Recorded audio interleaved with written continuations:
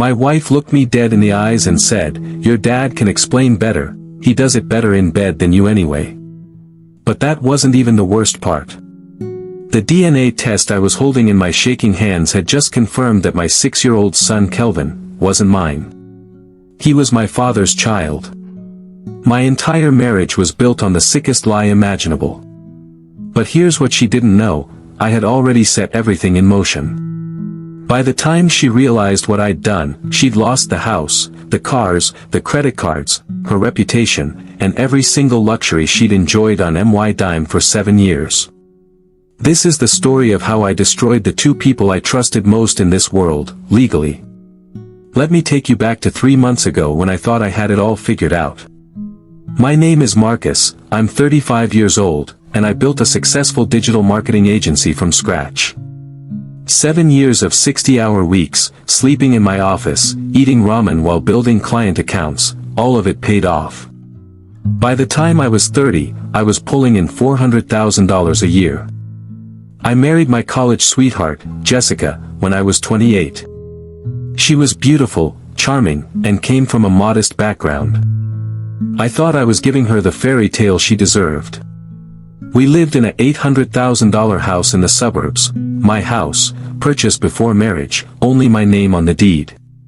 She drove a brand new Mercedes GLE that I paid cash for. Her closet looked like a Nordstrom showroom. Weekly spa days, girls' trips to Miami, Pilates classes, brunches at trendy spots where a salad costs $40. She didn't work. Didn't need to. I provided everything.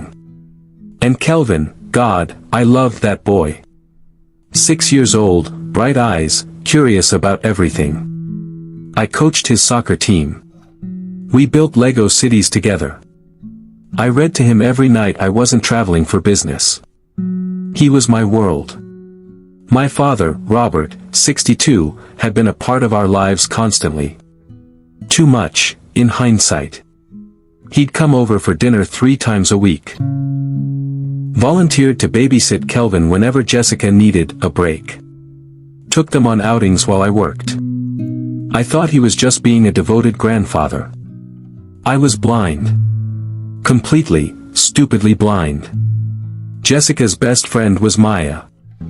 They'd been friends since high school, thick as thieves, always together. Maya was also close to me, we'd become genuine friends over the years. She was married to a good guy, had 2 kids, seemed solid. 3 months ago, Maya called me. It was 11 p.m. on a Thursday. Jessica was at book club, or so she said. "Marcus, we need to talk. In person. Tomorrow. Don't tell Jessica." My stomach dropped. That tone, I knew something was catastrophically wrong. We met at a coffee shop across town the next morning. I told Jessica I had an early client meeting. Maya looked like she hadn't slept. Her hands were shaking as she held her coffee cup. "I need to tell you something, and it's going to destroy you.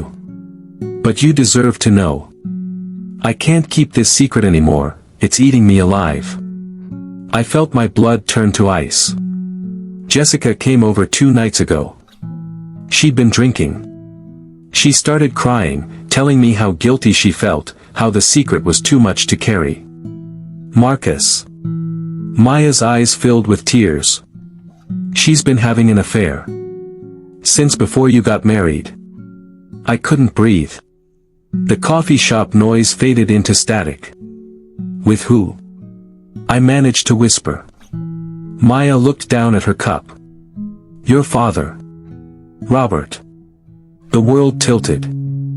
I actually felt dizzy, like I might pass out. "That's not all," Maya continued, her voice breaking. She told me that your father is better in bed than you. That he satisfies her in ways you never could. And Marcus." She grabbed my hand. "Kelvin isn't your son. He's Robert's child. She's known since before he was born. I don't remember leaving that coffee shop. I don't remember driving home. The next thing I clearly remember is sitting in my car in an empty parking lot, screaming until my throat was raw. I couldn't confront them. Not yet. I needed proof. I needed to be absolutely certain before I burned my entire life down. I took Kelvin to the pediatrician that week for a routine checkup. I told Jessica I'd handle it since she had a spa appointment. At the clinic, I requested a paternity test. The doctor, seeing my face, didn't ask questions. Results in 7 to 10 business days, she said quietly. Those were the longest 10 days of my life. I went through the motions, went to work, came home, had dinner with my family, kissed my son goodnight, slept next to my wife. Every moment felt like walking through broken glass. I started noticing things I'd been too blind to see before. How Kelvin had my father's nose, his eye shape, his smile. How Jessica's phone was always face down. How she'd shower immediately after my father left our house. How they'd exchange glances I'd written off as normal family affection. I wanted to vomit constantly. Day 10. I had the results sent to my office, not our home. My assistant brought in the envelope marked, confidential medical results, and quietly closed my office door behind her. I stared at that envelope for 20 minutes. My hands wouldn't stop shaking. Part of me wanted to throw it away unopened, to live in ignorance, to preserve the illusion of my happy life. But I'd already been living a lie for 7 years. I needed the truth, no matter how much it destroyed me. I opened it. Probability of paternity, 0%. Alleged father Marcus James Thompson is excluded as the biological father of the tested child Kelvin Robert Thompson. The paper slipped from my fingers. I put my head down on my desk and felt something inside me fundamentally break. The man I'd been for 6 years, Kelvin's father, died in that moment. I'd coached his soccer games. Changed his diapers. Walked the floor with him when he had colic. Taught him to ride a bike. Sat up with him through stomach flus and nightmares. I'd been there for his first word, first steps, first day of school. And none of it was real. I wasn't his father. My father was. As I sat there in my office, destroyed, something else began to crystallize through the grief, rage. Cold. Calculated. Absolute rage. They'd made a fool of me. They'd stolen 7 years of my life. They'd taken my money, my home, my love, my trust, and laughed about it. Jessica had compared me to my own father in bed and found me lacking. The humiliation was suffocating. But then I started thinking clearly for the first time in 10 days. I'm a strategist, it's what I do for a living. I build campaigns, anticipate outcomes, execute plans. And I realized something crucial, I held all the cards. The house. My name only. Purchased before marriage. Her car. Title in my name, I'd paid cash. Her credit cards. All linked to my accounts. Our bank accounts. Joint, but I could trace every dollar to my income. She had no job. No income. No assets of her own. Her entire lavish lifestyle existed because of me. And she had no idea what was coming. I called my attorney that afternoon. David Chen, the best divorce lawyer in the state. We'd done business together before, I'd handled marketing for his firm. David, I need a consultation. Today. It's urgent. An hour later, I sat in his office and laid out everything. The affair. The paternity fraud. The timeline. Maya's testimony. The DNA results. David's eyes widened. Marcus, this is one of the most clear-cut cases of fraud and infidelity I've seen in 20 years. She's financially vulnerable in every possible way. I want to destroy her, I said flatly. Legally. Completely. I want her to lose everything. David leaned forward. Here's what we're going to do. I waited 2 more weeks. 2 weeks of sleeping next to her, pretending everything was normal. 2 weeks of watching my father hold his son. 2 weeks of pure, focused planning. During that time, working with David, I secured all assets and moved money from joint accounts to a separate account, legal in my state when fraud is suspected. I documented every transaction. I changed passwords on every account, every service, every credit card she had access to. I hired a private investigator who confirmed the affair with photos, timestamps, hotel receipts, everything. My father was paying for hotel rooms with funds from his accounts. Stupid. I secured my business, making sure all company assets were completely separate from anything she could claim. I arranged custody documentation proving I wasn't the biological father, which would eliminate any child support obligations. I documented her lifestyle, every spa day, every shopping spree, every luxury expense, all funded by me while she was sleeping with my father. David called it, building the fortress before the war. I chose a Saturday. My father was supposed to come over for dinner, of course he was. I told Jessica I had something important to discuss with both of them after we ate. She looked nervous. Maybe some instinct finally kicked in. Too little, too late. Kelvin was at a friend's house for a sleepover. I'd arranged that specifically. He didn't need to see this. Dinner was tense. Jessica barely touched her food. My father, the arrogant bastard, ate heartily and talked about his golf game. I watched him and felt nothing but cold hatred. After dinner, I said, "Let's go to the living room. We need to talk." Jessica's hands were trembling as she sat on the couch, the expensive couch I'd bought. My father sat in the leather recliner that I'd bought. I stood. I wanted to tower over them for this. "I know," I said simply. The color drained from Jessica's face. My father's expression didn't change. The narcissist probably thought he could talk his way out of anything. "Know what?" Jessica whispered. I threw the DNA results on the coffee table. "That Kelvin isn't my son. That you've been fucking my father since before we got married. That you've been living off my money while betraying me in the sickest way imaginable." Silence. Jessica started crying. Pathetic. My father finally spoke. "Son, let me explain." "Don't call me that." I roared. "You lost that right when you decided to sleep with my wife and father a child while I raised him thinking he was mine." Jessica was sobbing now. "Marcus, please, I can explain, it just happened. It just happened for 7 years." I laughed bitterly. "It just happened that you let me raise another man's child, my father's child, while you compared us in bed?" Her eyes went wide. "Maya," she whispered. "That bitch told you." Maya did what a real friend does. She told me the truth. Something neither of you are capable of. My father stood up, trying to regain some authority. "Marcus, you need to calm down. Yes, Jessica and I have a connection, and yes, things got complicated, but we can work through this as a family." "Work through this?" I was incredulous. "You want to work through the fact that you've been sleeping with my wife?" Jessica stood up too, and something in her face changed. The tears stopped. Her expression hardened.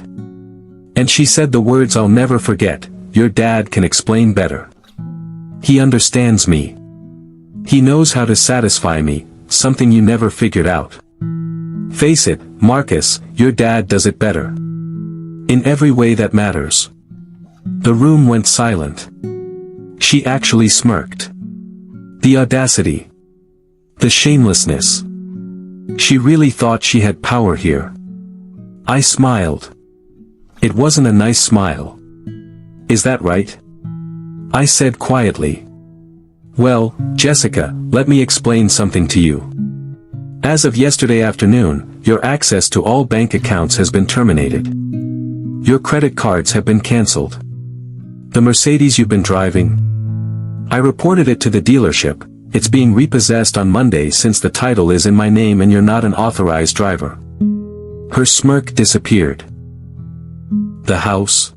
My name only. Purchased before marriage. My lawyer has already filed for eviction. You have 30 days to get out. You can't, she started. I can. And I have. Every spa membership, every gym membership, every subscription service you enjoy. Cancelled. The joint credit card you've been using for your brunches and shopping sprees. The one with a $30,000 balance. That's fraud since you're not employed and can't pay it back. My lawyer is pursuing charges. Jessica's face went white. I turned to my father. And you? I've contacted Mom's attorney. Yes, she's finally filing for divorce after putting up with your shit for 40 years. She knows everything now. I told her. Every detail. She's taking you for everything you have, and at 62, you'll be starting over. Good luck with that. My father looked like he'd been punched. But wait, I continued, there's more. See, I run a digital marketing agency. I know a thing or two about social media and public reputation. By tomorrow morning, everyone we know, your friends, my colleagues, our neighbors, our church, Kelvin's school parents, they'll all know exactly what you two did. I've prepared a very detailed account, complete with dates, evidence, and yes, those hotel receipts from the PI. You wouldn't, Jessica breathed. Watch me. I left that night. Packed a bag and went to a hotel, a nice one, because I could afford it. They could figure out their own sleeping arrangements in my house for the next 30 days. The next morning, Sunday, I executed phase 2. I sent an email blast to our entire social circle, extended family, church members, neighborhood association. Professional but devastating. Subject line, a difficult truth I need to share. In it, I explained the 7-year affair between my wife and father, the paternity fraud, the DNA evidence, my decision to divorce, and my request for privacy during this difficult time. I didn't need to embellish. The facts were horrific enough. Within an hour, my phone exploded. Supportive messages, shock, outrage on my behalf. Jessica's friends, the ones who didn't know, turned on her immediately. My mother called, crying. I knew something was wrong. I knew it. Marcus, I'm so sorry. I'm filing the papers tomorrow. My siblings called, furious. My brother actually went to my father's house and punched him. I didn't encourage that, but I didn't feel bad about it either. By Monday morning, it was everywhere. Our small business community was tight-knit, and gossip spread like wildfire. Jessica's life imploded. Her friend group completely cut her off. The wives she brunched with. They were married to men who did business with me. Loyalty shifted immediately. She was uninvited from everything. Her family, her parents called me, apologizing, horrified. They offered to testify on my behalf if needed. They disowned her behavior. At church, we'd been active members. The pastor called and asked if she'd be attending services anymore, because several families have expressed discomfort. Church politics are brutal. Her gym and spa. I'd paid for her memberships directly, year-long prepaid deals. I contacted each business, explained the situation, and requested refunds for the unused portions. They all complied. She showed up to her Tuesday Pilates class and was told her membership was terminated. On social media, she made her accounts private, but screenshots of her luxury lifestyle, all funded by me, circulated with captions about living off a man she betrayed. The judgment was swift and merciless. She tried to fight back. Posted some vague message about complex situations and people not understanding the full story. It backfired spectacularly. Comments roasted her. My father's destruction was even more satisfying. His marriage. My mother, after 40 years of his cheating and narcissism, finally had the ammunition she needed. Her attorney went scorched earth. At 62, in our state, alimony calculations were brutal for him. He'd be paying her $4,000 a month for the rest of his life. His business relationships. My father was a consultant, basically living off contacts and reputation. I made sure everyone in his network knew what he'd done. Betraying your son and fathering a child with his wife. Social suicide in our professional world. His clients dropped him. His golf buddies stopped calling. The country club where he spent every weekend. Several members filed complaints about his presence, making them uncomfortable. He stopped going. His family. My siblings refused contact. His own brother, my uncle, called him dead to the family. At his age, losing your entire family support network is devastating. The stress caught up with him too. I heard through my mother that he'd started having blood pressure issues, stress-related health problems. Part of me felt bad. Most of me didn't. The divorce proceedings were brutal for Jessica. No alimony. My attorney argued successfully that the affair and paternity fraud constituted fault in the marriage dissolution. She'd get nothing. No child support. Kelvin wasn't my biological child. DNA proof meant I had zero legal obligation. No asset split. The house was premarital property. My business was protected by a corporation structure. She had no claim to any of it. Her debt. That $30,000 credit card balance. Her responsibility. My attorney argued she'd incurred it fraudulently. She'd have to pay it back or face bankruptcy. She tried to claim she'd contributed to the household and deserved compensation. My attorney laughed in court and presented evidence of her lifestyle, receipts showing $2,000 a month on spa services, $3,000 a month on shopping, $1,500 a month on brunches and entertainment, all while not working. The judge was not sympathetic. 2 months after I confronted them, Jessica's life looked like this.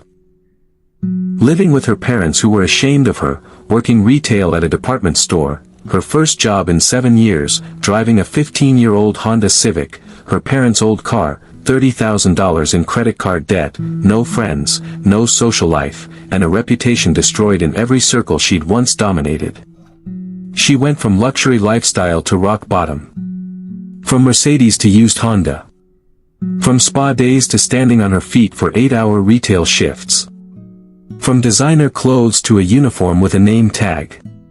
The woman who said my father did it better was now begging her parents for gas money. This part still hurts to write about. Kelvin was the innocent victim in all this. He didn't choose any of this. And despite everything, I'd loved him for 6 years as my son. But I couldn't do it anymore. Every time I looked at him, I saw my father's face. The betrayal was too deep. The wound too raw. I had no legal obligation to him. He wasn't mine. I explained to him, age-appropriately, that Daddy needs to live somewhere else for a while, and that Grandpa Robert is actually your real daddy. He didn't understand. He cried. He asked if he'd done something wrong. That moment, seeing his confusion and pain, almost broke me.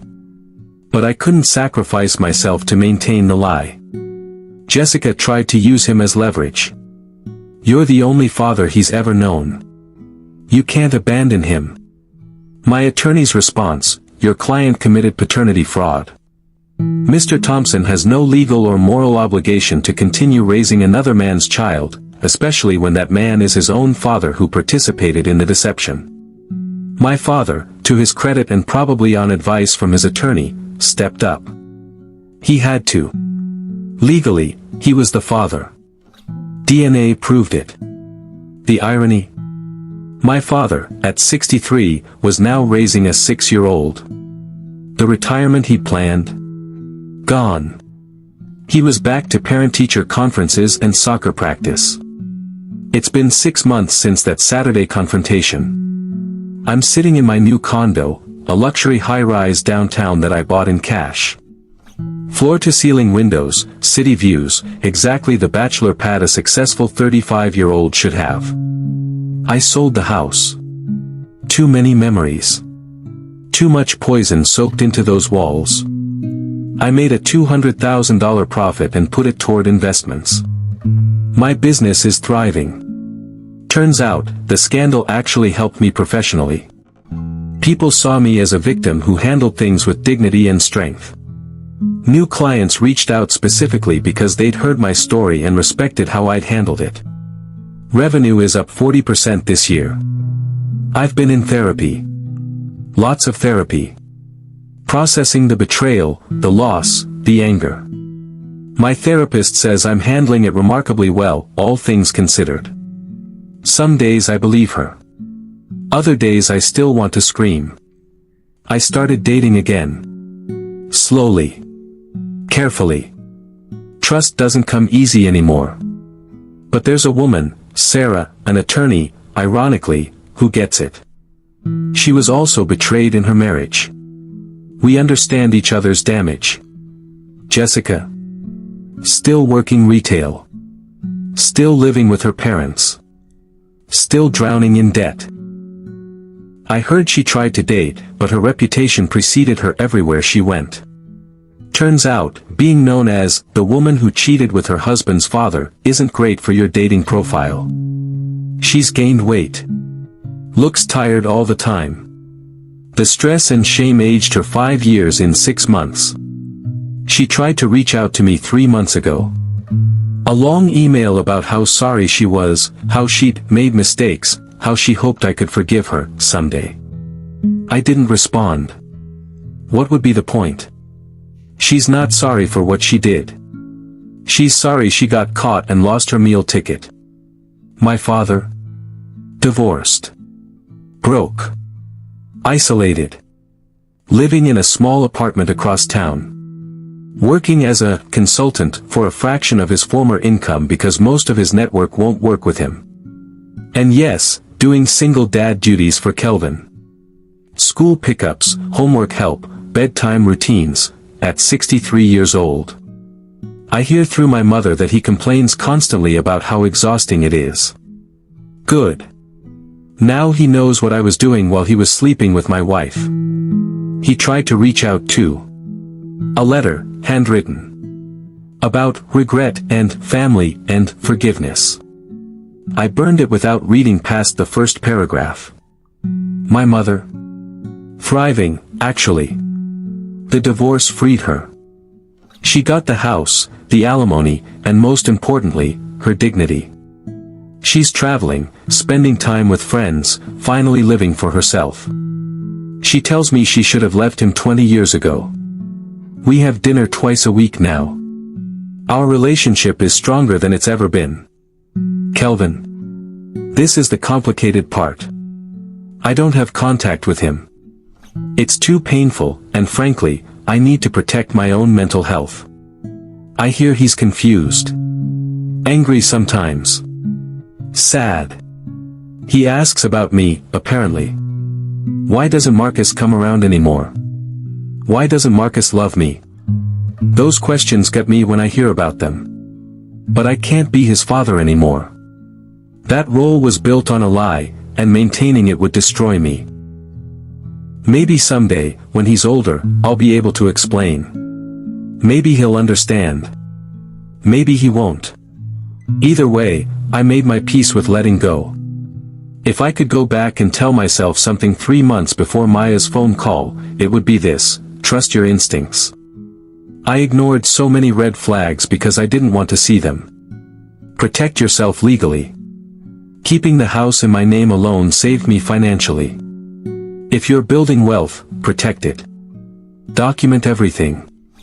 Evidence wins legal battles. Emotions don't. Don't make decisions in anger. I waited. I planned. I executed methodically. That's why I won. Cut off toxic people completely. No contact means no contact. Block. Delete. Move on. Therapy isn't weakness. It's survival. Get help processing trauma. And living well is the best revenge. My success, my peace, my new life, That's the ultimate fuck you to them. People ask me if I'm happy now. Honest answer. I'm getting there. Am I the same person I was a year ago? No. That Marcus died when he opened the DNA results. This Marcus is harder. More guarded.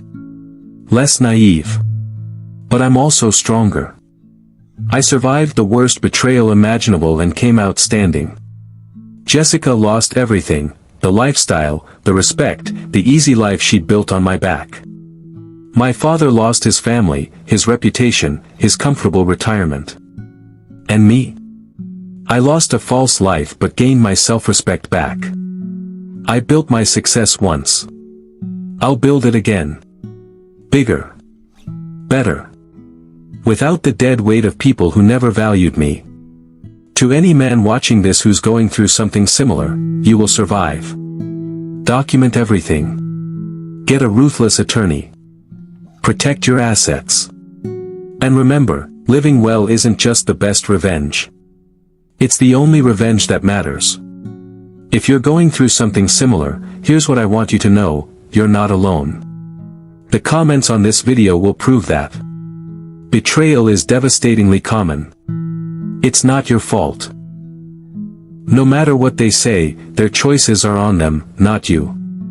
You will survive this. It doesn't feel like it now, but you will. Get professional help, attorney, therapist, financial advisor, whatever you need. Don't make decisions in the heat of emotion. Plan. Execute. Win. Your value isn't determined by their betrayal. You are enough. You always were. Drop a comment and let me know if you've been through something similar. How did you handle it? What would you do differently? And if this story helped you in any way, hit that subscribe button. I'll be sharing more about rebuilding after betrayal, protecting yourself legally, and coming back stronger. Until next time, this is Marcus Robert reminding you, when people show you who they really are, believe them the first time. And when they take everything from you, take it all back, legally, strategically, and completely. Stay strong, gentlemen. You're worth more than their betrayal.